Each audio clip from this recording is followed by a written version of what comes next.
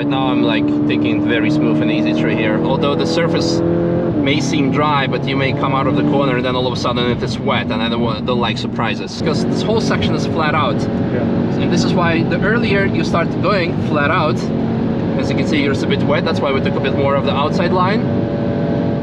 Good morning, comrades, welcome back to the channel, welcome back to Nürburgring, and welcome to a video that many of you have requested to make happen, namely a lap in snow.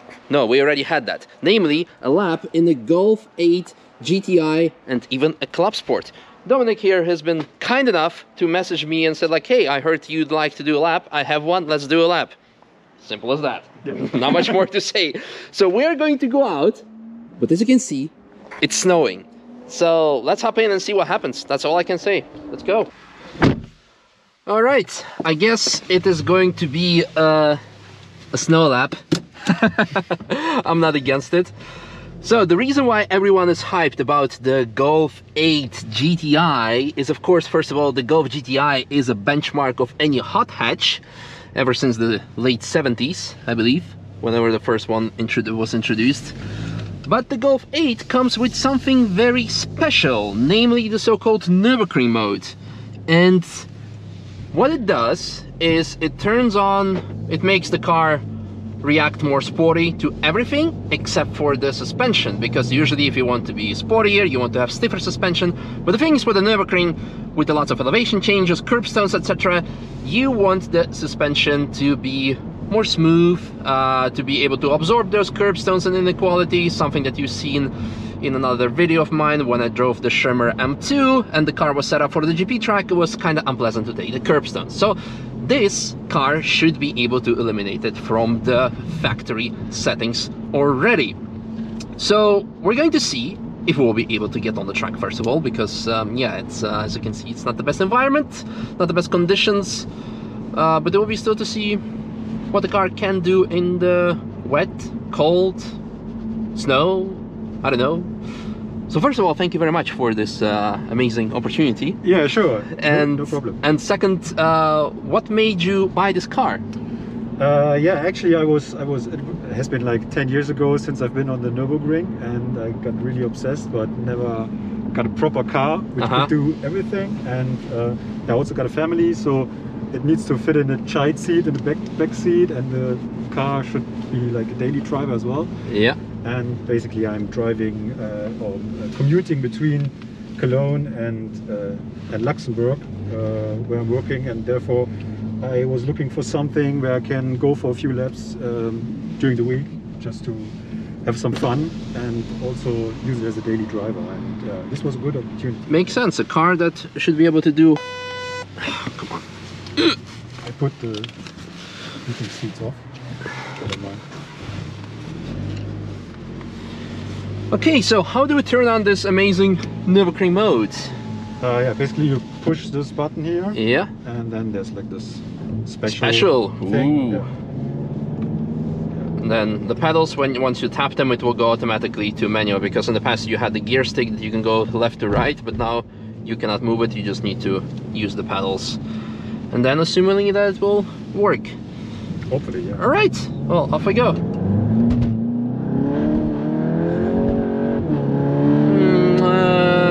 ESC, traction control. You want to turn it off one? Yeah, just off, just tap it once, see what will do.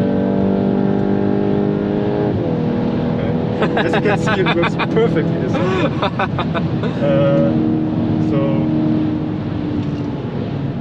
not that easy on the door. Yeah. Just put it in sport, yeah. Sport, okay.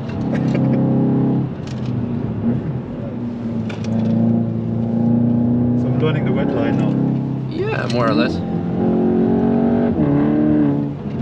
So soft suspension is also good not only in the dry, but also especially in the wet, to allow better weight transfer, which is also the case of driving the car in snow in that case.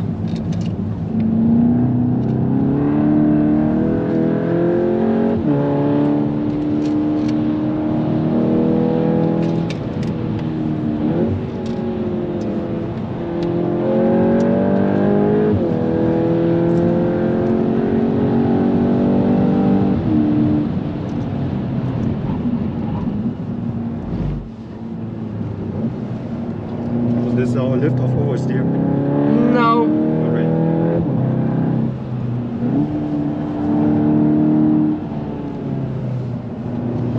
Just like seeing what the car does. We're not doing anything too crazy.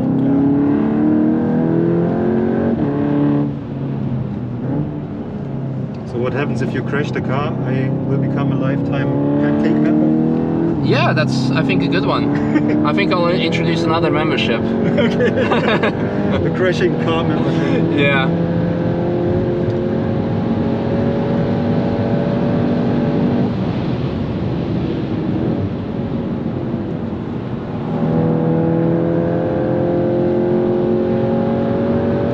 What do you think about the car? You drive like I like crazy it. amount of cars. It's really good out of the box. I would say that at this point manufacturers have learned to make proper track cars, and not just like by marketing them as a track car, and eventually you get in the car and you're like, yeah, well, great, it has lots of horsepower, but everything else just doesn't work. In this case, everything kind of works in terms of suspension, handling, throttle response. Brakes? I mean, brakes are good for now. We don't use them too much because we have what's it called, not the best conditions to optimally use them, of course. The question will be, how durable are they? Are they going to survive half a lap? Are they going to survive the full lap? Will they survive more than one lap? But the car is very confidence inspiring, so I think it's a very good product, I would say, that Volkswagen has delivered, if you want to call it that way.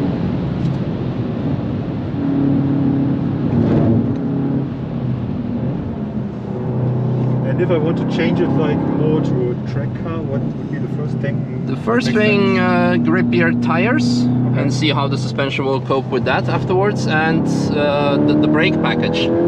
So this means the brake pads, fluid, brake lines, discs will be okay probably, but those are like the first basics that you need to look at. And then the suspension will be the next one. Yeah, but it will be interesting to see how the stock suspension will cope with stickier tires. The car doesn't like something, I don't know what. It happens all the time on this. Interesting. On the same spot, like happened to me. Drove like 2 laps on the same spot.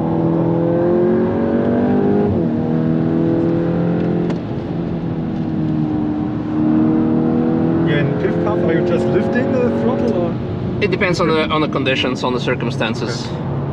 Right now I'm like taking it very smooth and easy through here. Although the surface may seem dry, but you may come out of the corner and then all of a sudden it is wet, and I don't like surprises. Yeah. So don't drive on the limit when you don't know the track conditions. I mean, after the first lap you can obviously tell if anything is how the conditions are, but even then the next lap it will be completely different as well, so you cannot really trust your judgment unless it's like fully dry. Oh, I need to slow down for the speed limit anyway. Totally forgetting that part when you're enjoying the car so much. So, so it's a good sign. It is, it is. Right, but everything else, like, I love it. This part of the track might be completely dry, so we could test the dry handling and the yeah, as well. But this is like also a very tricky part that I don't like to test. But yeah.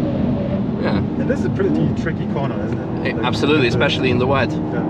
But here it seems to be dry, so we can go early on the gas. And you lose a lot of time uphill, I guess, when you don't. Yeah, this is I like to, so Bergwerk, I like to call it slingshot, because it's very important to get as early on the gas as possible through there, because you need to get on the top speed on this part, because this whole section is flat out. Yeah. And this is why the earlier you start going flat out, as you can see, here's a bit wet, that's why we took a bit more of the outside line, because you don't want to stay on the inside, otherwise you might end up doing a 360, what my teammate did last weekend. So we'll take it easy. Yeah. But you didn't crash, right? No, exactly. Exactly, he's very lucky. So also here it seems wet, so yeah, I'm good on staying on the outside and taking it a bit easier. But yeah, the GoPro is fully twisted. Yeah, it's full wet here.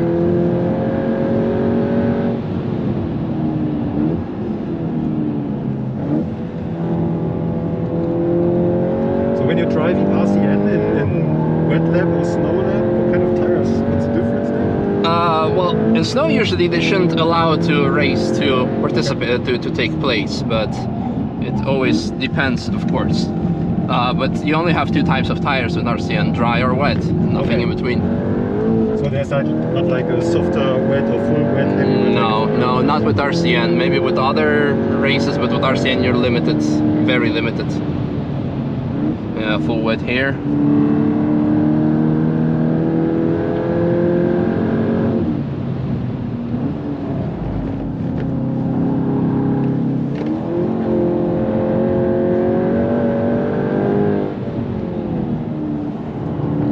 Should have adjusted the head strap on my GoPro, because it's like I haven't used it for so long, and I thought like this is a new car, it will be interesting to use that for once, but it's kind of like really bothering me now, that's why.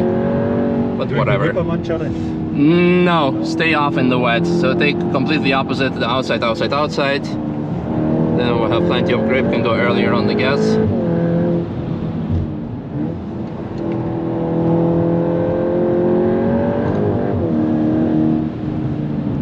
This one I hate in the wet, because you need to stay on the outside of the corner, close to the barrier, and like, ugly, ugly, ugly, ugly. And the new one, you can actually go on the inside. Okay. Like this surface has been repaved, I think 2 years ago, but here stay on the outside. If you take the inside, you're fucked. But here, as you can see, nothing happens with the car on the outside. And also with the front wheel drive, it's way easier in the wet, isn't it? Yeah, but then you also have the illusion of constant grip, because you have the front wheel drive, and then you're like, oh, the car slides slightly, and then you go off the gas, and then you have the weight transfer of lift off oversteer. And then you have the issue, because that's something you cannot catch up, so to say. Okay.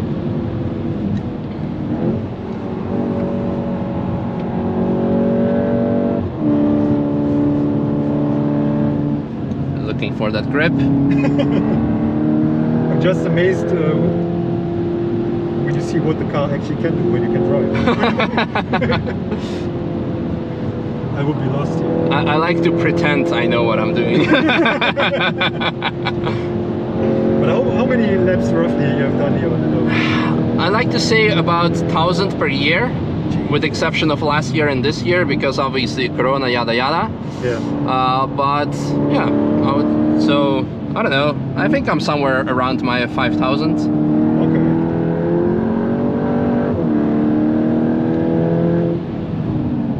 So I guess you can call yourself an expert. Yeah. Well, to be honest, the thing is, the track is constantly changing, the conditions always changing, not a single lap is the same, so you always learn something new. Yeah. This is why you learn always something new, what to do, how to do. So real person will say there is no such thing as a perfect lap of the Nürburgring, because it can always be better. Yeah, I can imagine. So, but yeah, that has been that. I have no idea about the footage, because really the head strap was a bit meh. But I think first experience with Golf 8 GTI. So first of all, thank you very much. It's been amazing. Yeah, thank you. And I hope you don't mind coming back so we can do a dry lap one day. Absolutely, anytime. Like I said, I'm driving constantly between Cologne and Luxembourg, so no problem at all. Cool, awesome. Well, I hope you guys enjoyed. I hope you guys don't mind the footage, whatever happened to it.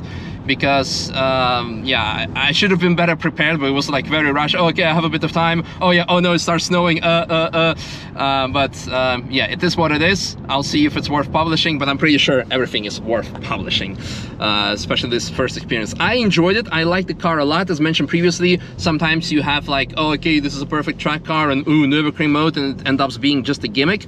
But in this case, it was actually one of the best out-of-the-box cars that I have driven. So that was really nice. I enjoyed it. And why is there a TCR car? Interesting. Max Cruiser Racing. There's no really track day.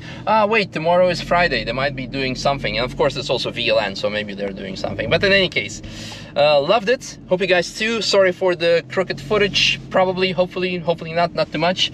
And as mentioned, thanks to Dominic, we will be able to do, hopefully, a dry lap soon. But in current conditions, we had snow for the last 2 weeks almost. So cool. Stay tuned, subscribe, like, share, and yeah, really nice car. And one more time, thank you very much. Welcome anytime, Misha. Awesome.